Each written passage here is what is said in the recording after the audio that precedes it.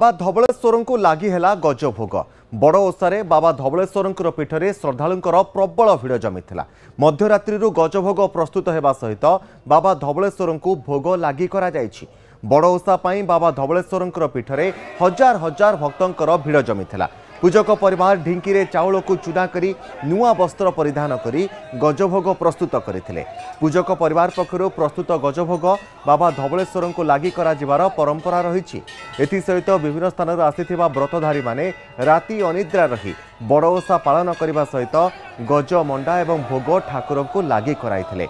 गजभोग लगी हेबा परे श्रद्धालु एवं मानसिकधारी माने साथी गजभोग धरी निज निज घर को फेरिछन्ते।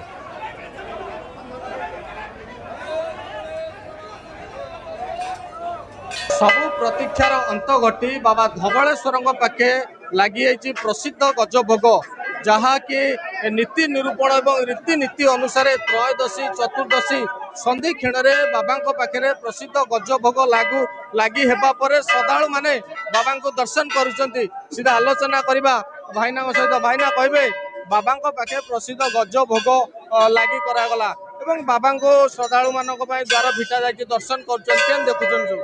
निश्चित भाव में आज त्रयोदश चतुर्दश संधि से भक्तिमय परिवेश प्रभु पाखे धवलेश्वर पाखे सृष्टि होती जे बाबा की कला को धड़ा कर आज स्वतंत्र से विश्व प्रसिद्ध गजमंडा भोग प्रत्येक भक्त मान अनेक था कौ दिन भोग लगी हे। निश्चित भाव में आज प्रभु धवलेश्वर पीठरे प्रभु को अर्पण करागला गजमंडा और तोरण भोग लगी करागला।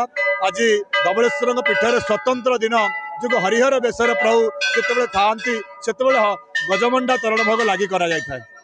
भाईना कहबा वर्ष को गोटे दिन जहाँकि बाबा पाखे प्रसिद्ध गजभोग लगी करा जाए ब्राह्मण परिवार जन्म होती बाबा धवलेश्वर सेवा करते खुशी अच्छा देखु ब्राह्मण जन्म दुर्लभ जन्म। निश्चित भाव में आम जेहेतु बाबा धवलेश्वर पाखे आज जन्मित सेवाकारी निश्चित भाव में आम प्रभु पाखे निजक समर्पित करुचे। हे प्रभु आपण पाखे आम सदाबले सेवाकारी हिसाब से आपण सेवा कर निश्चित भाव में आम जो गजमंडा तोरण भोग लगेलु प्रत्येक ब्राह्मण समाज पूजक परिवार तरफ एक आध्यात्मिक परिवेश प्रभु पाखे भोग लगी करागला।